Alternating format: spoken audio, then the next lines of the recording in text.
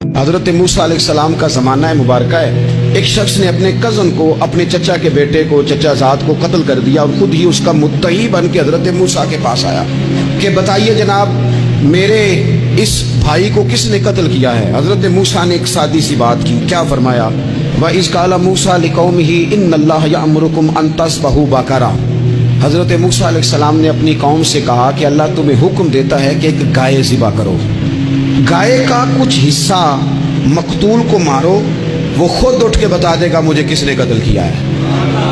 یہ پہلا سپارہ ہے قرآن مجید کا، آپ اس کو دیکھ لیں، یہ آیت نمبر 67 سے شروع ہو رہا ہے۔ تو اب وہ چونکہ ذبح کرنا نہیں چاہ رہا تھا، اس کو پتا تھا کہ مجرم تو میں خود ہوں، وہ ذبح چونکہ کرنا نہیں چاہ رہا تھا، اس سے کہا کہ مارو ایک حصہ گائے کا، اس کو تو یہ اٹھ کے بتا دے گا۔ تو اس نے جواب کیا دیا؟ قالوا اتتخذون ہزوا، یعنی لگا آپ میرے ساتھ مذاق کرتے ہیں، کبھی ایسا بھی ہوا ہے؟ قال اعوذ باللہ ان اکون من الجاہلین۔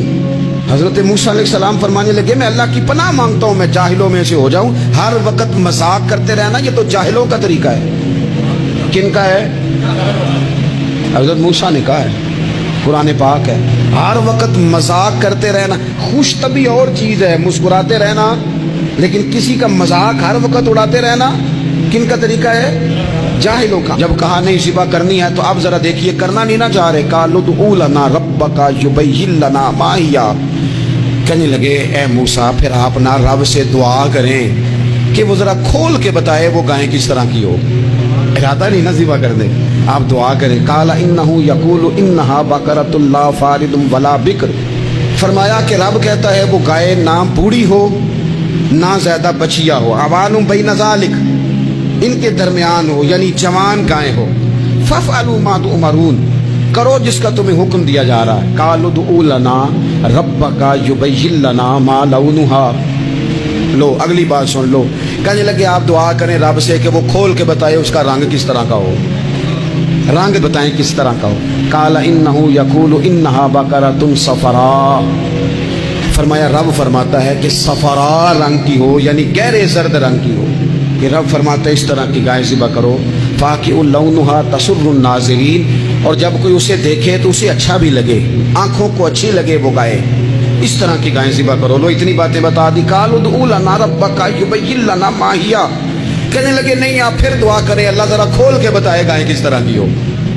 ان البقرہ تشابہ علینا، ہمیں ذرا گائیں پر شبہ پڑ گیا ہے کس طرح کی ذبح کرنی چاہیے۔ وَإِنَّا انشاءاللہ لمہتدون، اگر اللہ نے چاہا تو ضرور ہم ہدایت پا جائیں گے۔ پھر اللہ تعالیٰ نے فرمایا کہ قال انہ یقول انہا بقرۃ لا ذلول تثیر الارض، گائیں اس طرح کی ہو کہ وہ کبھی کھیتی میں نہ چلائی گئی ہو، یعنی اس کو کبھی کام نہ اس سے لیا گیا ہو۔ بیل کو لوگ لگاتے تھے نا، جو کام آج ٹریکٹر سے لیا جاتا ہے وہ گائے بیل سے لیا جاتا تھا، تو وہ کھیتی باڑی کے کام نہ اس کو لگایا گیا ہو۔ ولا تسقی الحرث، اور نہ اس سے پانی نکالا گیا ہو، نہ کھیت چلانے ہل چلانے میں لگائی گئی ہو، اور وہ جو کنواں ہوتا تھا جس کے گرد گائیں گھومتی تھی، تو کہا وہ بھی کام اس نے نہ کیا ہو گائے نے۔ مسلمۃ لا شیۃ فیہا، وہ ہر عیب سے پاک ہونی چاہیے۔ قالوا الآن جئت بالحق، اب کہنے لگے اب آپ صحیح بات لے کے آئے، اب سوال ختم ہو گئے نا،